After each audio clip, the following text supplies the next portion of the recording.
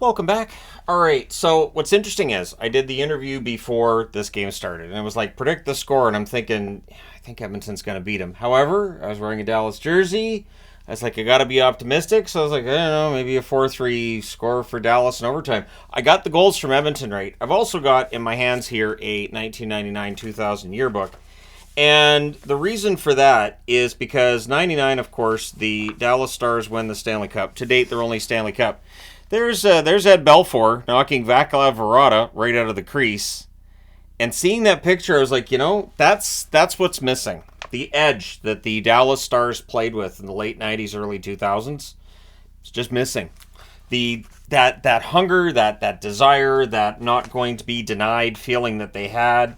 The other picture too from this is there's Hatcher, Kevin Hatcher, or Darian Hatcher, I should say, throwing a hit there, and they were a big physical team.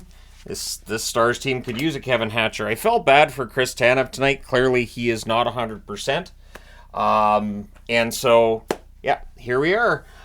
Skinner versus Ottinger. Remember after Game 3 when there were a bunch of people saying, "Oh, Skinner's no good. The Oilers are screwed now." And I even at the time said, "Hey, LA fans said the same.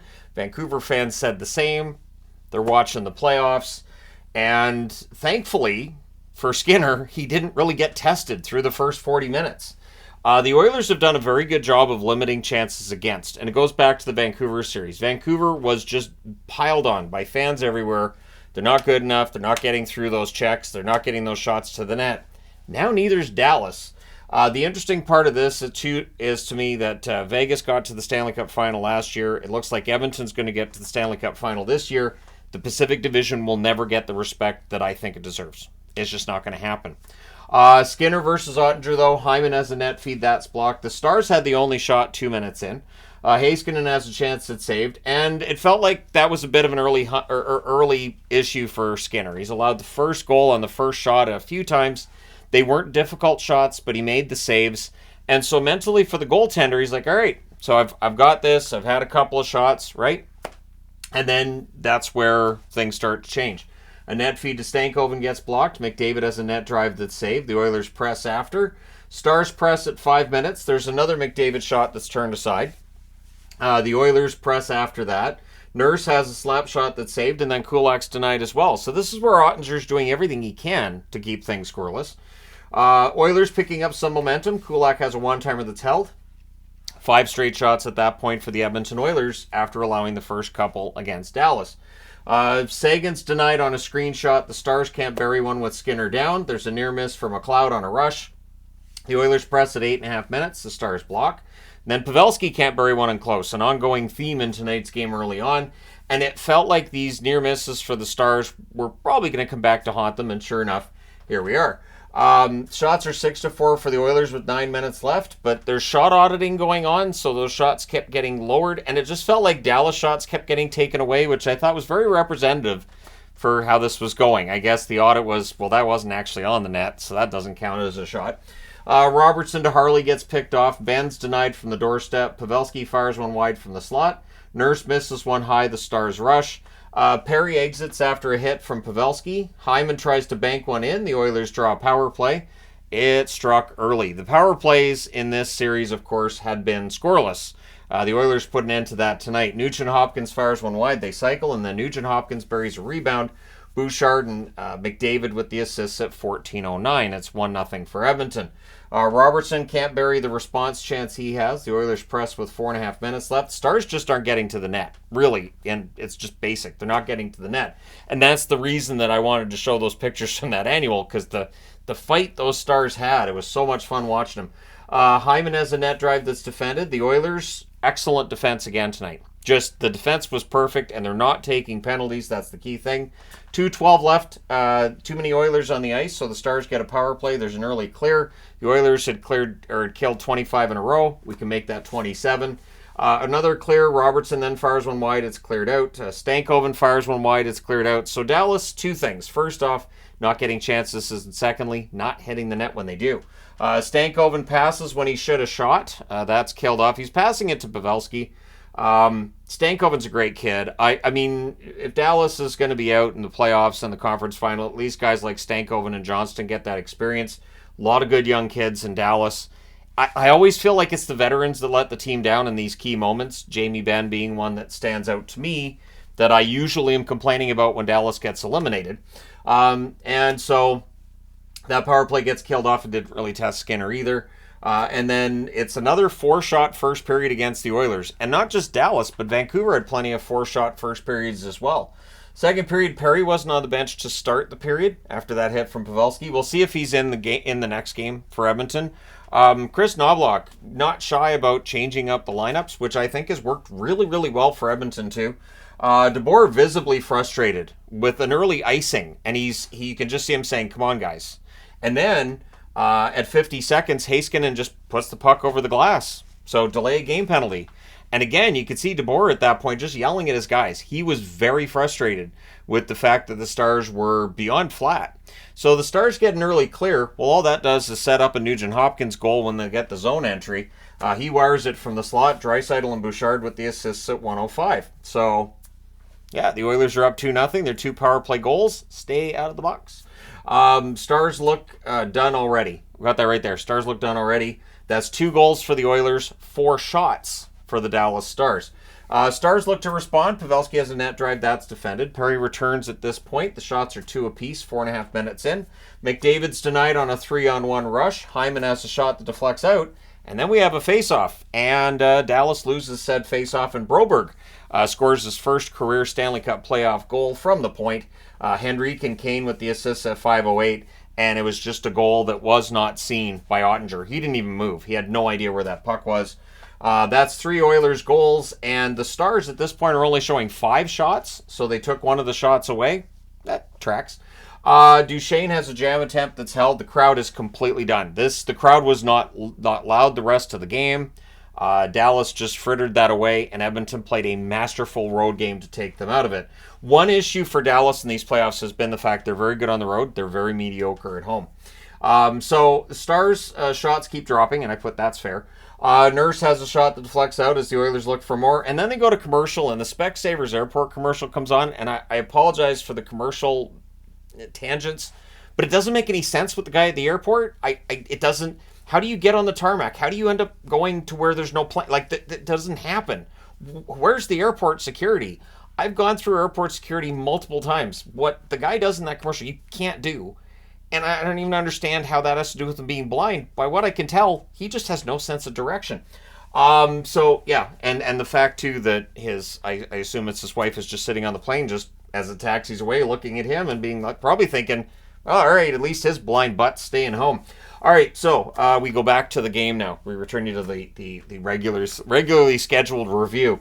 The Oilers are blocking the path to the net. The team defense, absolutely the difference in this series. And if I had said before the series, I think the Oilers team defense is going to be way better than Dallas's, people would have said, really? So Duchesne has a shot that deflects wide. Ottinger with a poke check on McDavid as the Oilers press. Again, Ottinger I thought had a good game. There's only so much he can do. Tanev not playing a lot tonight. Clearly not 100%. And I would not be surprised to see him not in Game 6, to be honest. The Stars not showing him very much either, though. This is where you want to fight for your teammate. Like, okay, we've got this guy he was in a walking boot a day ago, and he's out there trying to skate around and play in this game. You cannot keep Tanev out. And there wasn't really a rallying point around that. Like, that's something that teams should rally around, right? So we end up with, let's see here, we're at 6 shots in 30 minutes for Dallas, so that's a thing. Then there's an offensive zone penalty by Duchesne, so the Oilers with a chance to go 3 for 3. They had goals on 2 shots in their 2 power plays, so 2 shots, 2 power plays. Again, it's deadly. There's an early clear, and then Tanev gets dinged on a shot block, and all I thought was, great, perfect, walking boot, now he gets hit on the knee with a puck. The Oilers cycle is cleared again. Hyman has a net drive, that's held. Ekholm has a shot that's saved, and then another clear ends it, so they killed a penalty. Come on now, it's not all bad news. And again, I just say that from a Stars fan's perspective. Of course, if you're an Oilers fan, tonight was pretty good. So the Oilers press after it ends. Haskin fires one wide as the Stars get some pressure. The fans call one, the referee doesn't. The Dallas Mavericks were in attendance. I think they should have suited them up in between the second and third. Just give them a shot. They're in a final. The fans call, and then 2:44 left. The Stars do get a power play. So Edmonton with a chance to kill another one. Sagan has a tip shot that's held. Pavelski has a shot that's blocked. They cycle. Edmonton clears it out. The fans called one. They wanted a 5-on-3. The referee says no. Johnston's denied. The puck's cleared out. Killed off 3 shots for Dallas on the power play, which was 30% of their offense in the first 40 minutes. And again, I put until audit, but the audit didn't change anything. They still ended up with 10 shots. So there were no odd man rushes for Dallas at all through 40 minutes. Dallas is a team that does use that a lot. Again, Edmonton's just not allowing it. Every time Dallas had the puck, there were at least 3 white jerseys in the Edmonton zone ready for whatever Dallas was going to throw at them. I commend Edmonton for their commitment to team defense. They learned a lot over this season about how to win. Clearly, their failures in previous playoffs have set them up to win in this one. And it's not completely dissimilar to the 80s Oilers that way, where the 80s Oilers were just all run and gun. For them to actually start winning Stanley Cups with this guy Gretzky on the ice, they had to learn a little bit of defense. Even in the 80s, you had to have some defense to your game or you were not going very far in the playoffs. Or if you did get far in the playoffs, you were going to run into the Islanders, whose defense would say, yeah, you're not beating us. So third period, there's an early jump for the Oilers. There's a near miss for Hyman. The Stars get pinned down early in this. McLeod has a shot that's caught and held. Then there's a shoulder save on Suter. The rebound's cleared. Johnston to Stankoven near miss. The shots are 3-2 Dallas at 5 minutes. I don't know if it's more frustrating to me, and again, this happened in the last series. Vancouver would show up in the third period, and all of a sudden they're playing well. Dallas in the third period, all of a sudden is playing well, when it's kind of a little bit too late. Holloway has a rush chance that's held. Duchesne can't bury one in close. And again, Skinner, because he only faces 10 shots in those first 2 periods, you are taking an NHL quality caliber goaltender, and he is. He's an NHL caliber goaltender, and you are letting him get into the game. He's got a 3-goal lead. He can relax. And when Skinner's relaxed and he's not fighting the puck at all, he's actually a pretty good goaltender. I think he gets in his own head a lot, and I think when he allows those early goals, it can kind of get to him a little bit. But tonight Edmonton just didn't allow that to happen. Ben fans on one as the Stars press. Lindell has a shot that's blocked. It's cleared. Brown then has a shot that's kicked aside. Steele has a slot shot that's kicked aside as well. Bouchard has a shot that's held. The Oilers then have a 2-on-1 that's defended. I think it was Tanev that defended that one, actually. Hyman has a net drive that's saved. The Oilers press with 8 minutes left. The Stars then get some pressure with 6.5 minutes left. They're kept to the outside until at 14:09, Johnston with a filthy tip in front of the net.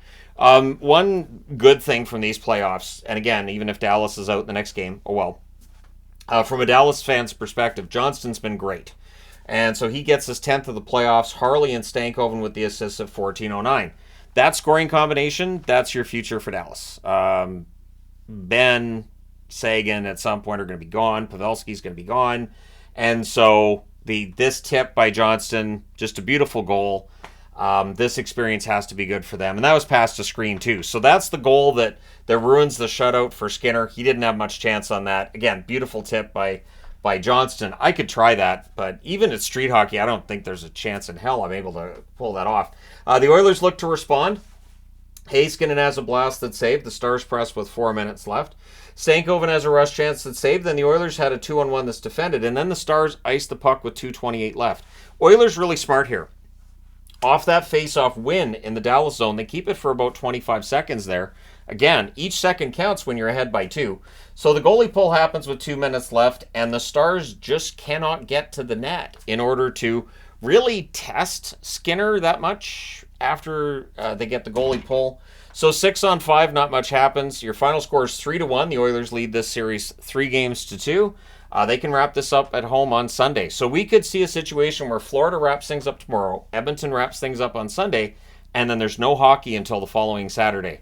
We would have a full week. It's almost like it'd almost be like Super Bowl week, right? But yeah, well, I mean, you have the 2 weeks between the conference championships and the Super Bowl, but you guys know what I mean. So the shots on net: 8-4 Oilers in the first, 7-6 Oilers in the second, 11-10 Oilers in the third. Final shots 26-20 for the Oilers. Power plays. The Oilers 2 for 3, Dallas 0 for 2. The hits 21-16 for Dallas. Both teams had 25 block shots. So while hits have dropped way down, the hits are kind of back to where they were in the regular season. First round's always the one where you see tons of hits. The block shots are still pretty high. Skinner, 19 saves on 20 shots. By all means, whoever wants to call him a sieve, give it a shot. This team's one game away from the Stanley Cup final. Ottinger, 23 saves on 26 shots. And again, Dallas has to come up with fantastic efforts in games 6 and then game 7 if they win a game 6. But I do get the feeling that both series could be done in 6. Let me know your thoughts in the comments section below. And I'm going to say, too, I also said in that little interview on CBC Radio that if the Oilers win this, that I'd be rooting for them in the final. Absolutely. Yeah. If it's the Oilers in Florida, I think the Oilers winning would be great. I think it'd be great to see McDavid and Draisaitl with a Stanley Cup. And for Skinner, for all the verbal stuff thrown at him throughout the playoffs, just imagine him holding up a Stanley Cup in a couple of weeks, right? So thank you guys so much for all your support as always. Don't forget to hit like and subscribe if you've not done so already. It's been a really, really good series for the Oilers and for Dallas. They're finding out the Oilers are for real, and maybe the Pacific Division isn't as much of a joke as people think it is. I dealt with that a lot with Vancouver this year too, like, oh, they're leading the division. Yeah, but it's the Pacific. That division sucks. Well, now you've got the Oilers coming out of that division, and they're beating Dallas, and they're doing it playing great defense. So, again, and like I said, last year Vegas was the team that went all the way to the finals. So maybe the Pacific's not bad. But that's a whole other topic for another time. Thank you guys so much for all your support as always. I will talk to you again soon.